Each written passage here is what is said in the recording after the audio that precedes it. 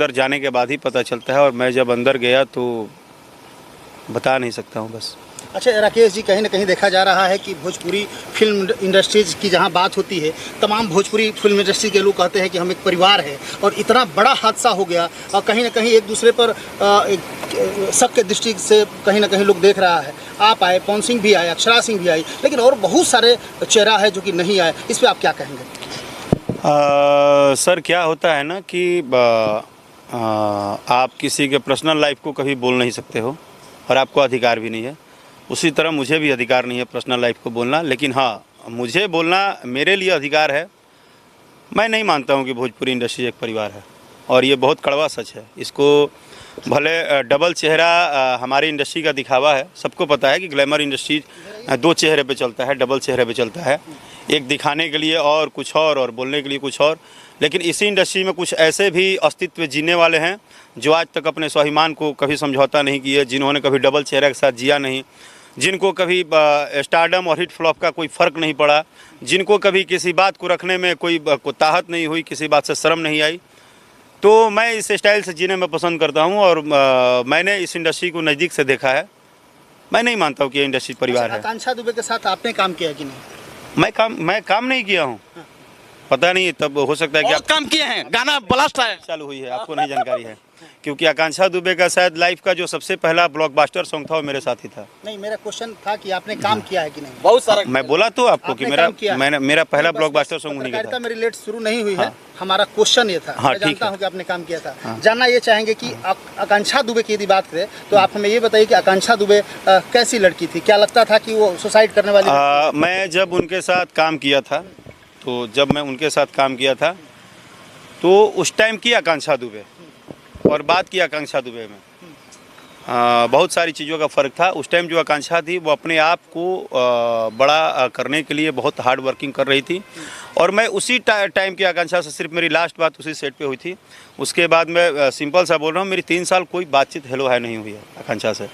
लेकिन मैं बोला ना आपको कि सुख में साथ रहिए या मत रहिए, आप अपने आगे बढ़ने में आप साथ रहिए मत रहिए।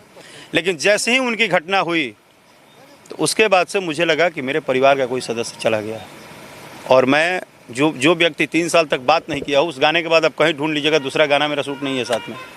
और आज एक आत्मा जब ऊपर चला जाता है तो परमात्मा का होता है, तो मैं हमेशा उनको नमन करता हूँ।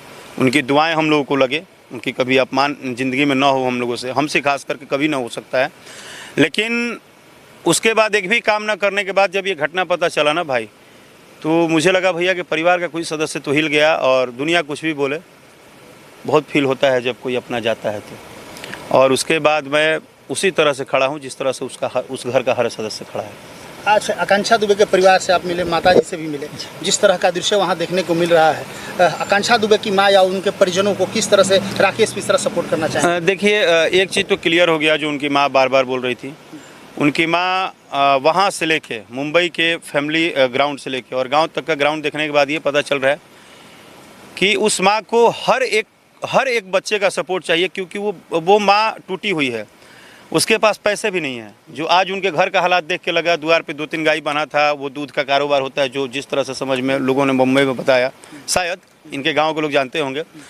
तो एक वैसा परिवार है जो परिवार बहुत बैकअप नहीं है आकांक्षा दुबे के परिवार के पास। उनका बैकअप कौन है? आप जैसे सोशल वर्कर लोग, सोशल मीडिया लोग, आप जैसे पत्रकार लोग, जो मैं फिर बोल रहा हूं कि मैं उन हर यूट्यूबरों का इस बार अभिनंदन कर रहा हूं, चाहे वो कोई भी हो, किसी भी प्लेटफॉर्म पे उस न्यूज़ को लगातार बना रहा है। कम से कम आप लोग इस बात के लिए लड़ाई ज़रूर कर रहे हैं कि क्या है वो बाहर तो आए, हुआ क्या है ये तो आए, भले जिस तरह से करे, उससे जिसको जितना बेनिफिट हो लॉस हो उससे मुझे नहीं पता है, लेकिन सारे लोग खड़े हैं। और यही जो लोग हैं वो आज आकांक्षा दुबे के परिवार के लिए सबसे बड़े खेवैया बने हुए। क्या भोजपुरी समाज खड़ा है क्या, और कलाकार लोग? ये आपको नहीं लगता है क्या? आप खड़े हैं, पवन सिंह आए, बहुत सारे लोग, लेकिन सभी कलाकार नहीं पहुंचे। देखिए, बात वो नहीं है, आना और जाना, मैं भी आया और चला जाऊंगा। आने जाने से किसी का प्रॉब्लम सॉल्व नहीं होता है, ठीक है? किसी के पास उठने बैठने से प्रॉब्लम नहीं सॉल्व होता है। प्रॉब्लम सॉल्व होता है कि उसमें आप कितना सक्रिय हैं, आप उसको करने के लिए इच्छुक है कि नहीं है, आप उस पर बात कर रहे हैं कि नहीं कर रहे हैं। तो हमको नहीं लग रहा है कि पूरी इंडस्ट्री इस प्रकरण के साथ है, क्योंकि अगर साथ होगी तो हो सकता है कि वो होगी, मैं गलत हूँ। लेकिन एक इंडस्ट्री में इतनी बड़ी घटना हो और उसके 13वीं के दिन एक भी कलाकार का भी अता पता नहीं है, उसके दरवाजे पे कोई आने को तैयार नहीं है। खुदा न खास्ता फिर ऐसा घटना किसी न किसी इसी इंडस्ट्री में किसी न किसी के परिवार में, मान लीजिए कि किसी दिन, जैसे ये दुख सुख का घड़ी है, मैं ये नहीं बोल रहा हूँ कि ऐसा जीवन में भगवान न करे कि किसी के हो, लेकिन मान लीजिए कि कल किसी दिन कोई ऐसी छोटी सी है एक प्रॉब्लम हो गई, मेरी तबीयत ही खराब हो गया, तो ऐसा कौन सा इंडस्ट्री के चेहरा देख के आदमी जाते हैं रिश्ता निभाने कि वो बहुत बड़े हैं, बहुत बड़े स्टार हैं, तो उनके घर किसी का तबीयत खराब हो गया तो सारे लोग इतना लाइन लगा के जाएंगे, बोलेंगे कि अरे मैं तो बहुत ज़्यादा मानता हूँ आपको, आप बहुत बड़ी हीरोइन हैं, आप बहुत बड़े हीरो हैं, आप बहुत बड़े ये हैं, आप बहुत बड़े वो हैं। ऐसे कैसे इंडस्ट्री दो भाव में चलती है कि जब एक लड़की यहाँ गई है तो कोई खड़ा होने को तैयार नहीं है, और कल लगता है कि दो भाव हो रहा है भोजपुरी में। वो सामने दिख रहा है। अच्छा लगता नहीं है। राकेश जी, कहीं ना कहीं देखा जा रहा है आज समर सिंह की गिरफ्तारी हो गई गाजियाबाद से, क्या लगता है ये जिस तरह की एक माँ का विश्वास है कि समर सिंह का इस षड्यंत्र में, इस समर सिंह का षड्यंत्र है, ये सुसाइड नहीं है बल्कि हत्या की गई है, आपको क्या लगता है? आप क्या देखिए, मैं राकेश मिश्रा एक इंसान हूँ, मैं एक हिंदुस्तान का उस हर नागरिक की तरह हूँ जिस तरह मेरी उतनी ही औकात है। मैं किसी भी जजमेंट पे, किसी भी वकील पे, किसी भी कोर्ट पे, भारत के संविधान पे, भारत के प्रधानमंत्री पे, मुख्यमंत्री पे, किसी पे मुझे बोलने की कोई हक नहीं है, बिना जाने, बिना समझे, बिना सोचे। लेकिन हाँ, अगर प्रकरण चल रहा है तो जिस तरह आप उम्मीद में हैं, तो इसका फाइनल मोहर जज साहब ही लगाएंगे, कोर्ट ही लगाएगा, न्यायालय ही लगाएगा कि अच्छा और बुरा कौन है। तो जिस न्यायालय के भरोसे आप जिंदा हैं, उसी न्यायालय के भरोसे हम भी आस लगाए हैं।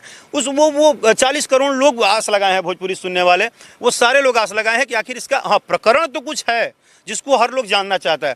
अगर जो भी है, जिस दिन वो कोर्ट से आ जाएगा तो हम सबको एक अंदर शांति मिल जाएगी। वो प्रकरण चाहे बॉलीवुड का हो, हॉलीवुड का हो, टॉलीवुड का हो, भोजपुरी वुड का हो, जब भी कुछ हिंदुस्तान में होता है तो हर एक व्यक्ति जाने को जिज्ञासा रखता है कि हुआ क्यों, इसका मतलब क्या है, किस लिए हुआ है।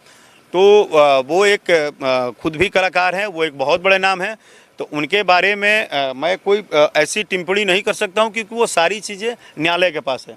निश्चित तौर से कोई टीका टिप्पणी आप नहीं करना चाहते हैं, लेकिन हम जानना चाहेंगे कि जिस तरह आज आप मिले आकांक्षा दुबे की माँ से बात हुई तो माँ ने क्या कहा? देखिए, वो माँ है, आप मेरी बात समझिए, हम उनकी माँ से नहीं मिले हैं, हम अपनी माँ से मिले हैं। हम आकांक्षा दुबे की माँ से नहीं मिले हैं। आप खुदा ना खास्ता कल मुझे कुछ हो जाए, आप मेरी माँ से जाके मिलिए, आप मेरी माँ का पीड़ा हर लेंगे क्या? कोई नहीं हर पाएगा, कभी नहीं हर पाएंगे। जो 9 महीना पेट में पालता है ना, और जो पैदा करता है ना, उसका वो बच्चा ही जानता है उसका दर्द, और उसकी माँ ही जानती है उसका दर्द, कोई हरता नहीं है। मैं बोला ना कि उस माँ को अभी है क्या कि जहाँ जब आपकी आस खत्म हो जाती है, विश्वास खत्म हो जाती है, तो वहाँ एक पेड़ का टहनी भी आपको आस की तरह दिखता है। आज उसके लिए तो सबसे बड़े दवाई आप लोग हो गए हैं। आज देखिए कि जितना भोजपुरी इंडस्ट्रीज के 200-300 भगवान है, स्टार हैं, पेंडिंग है, ट्रेंडिंग है, ना जाने कितने ब्रांडिंग है, लेकिन देखिए मज़ा कि आज उसके लिए वो छोटे छोटे यूट्यूबर, जिनको यूट्यूबर लोग बोलते हैं, वो छोटे छोटे एक न्यूज़ बनाने वाले लड़के, वो दिन रात उस परिवार के साथ खड़े हैं।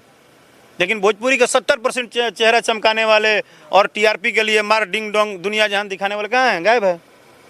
साफ तौर पर बोलिए ना कि खेसारी लाल यादव नहीं है, ट्रेंडिंग स्टार आप बोल रहे हैं। हम बोल रहे हैं तो ट्रेंडिंग स्टार वहीं अकेले थोड़े हैं, आप भी लिखते हैं, हम भी लिखते हैं, सब लोग लिखता है ट्रेंडिंग स्टार। आज के मन में जिसको जो मन करता साफ है, तौर पर बोलिए ना कि अभी तक नहीं पहुंचा। बोलिए ना कि आप बहुत बड़े महाबूरा हैं, तो इसका कौन सा कोई गारंटी है? ये खबर नहीं है, ये गलत खबर है, कोई गारंटी है? गलत खबर है, ये गारंटी नहीं है। ऐसा नहीं। कहने का मतलब है कि आप, हमने पहले क्या बोला, किसी का नाम न रखें। किसी भी व्यक्तिगत को तो मैं बोल ही नहीं सकता हूँ। मैंने बोला कि जिस इंडस्ट्री में, जिस इंडस्ट्री में सारे लोग ये लिखते हैं कि इन्होंने इतिहास कवाया, इन्होंने भूगोल कर दिया, ये फलान है, ये ठेगान है, ये भगवान है, ये रचयिता है, वो रचयिता कहाँ है इस दुख के घड़ी में?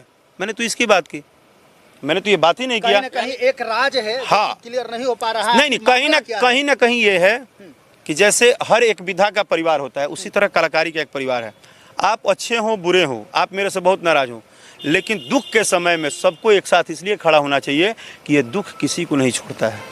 ये दुख सबके ऊपर एक न एक दिन आना है, ये सत्य है धरती का, और ये कभी मिटेगा नहीं। तो इसलिए दुख में आपको बहुत नाराजगी है मेरे से। राकेश मिश्रा बहुत गंदे हैं, ठीक है तो है, लेकिन कल अगर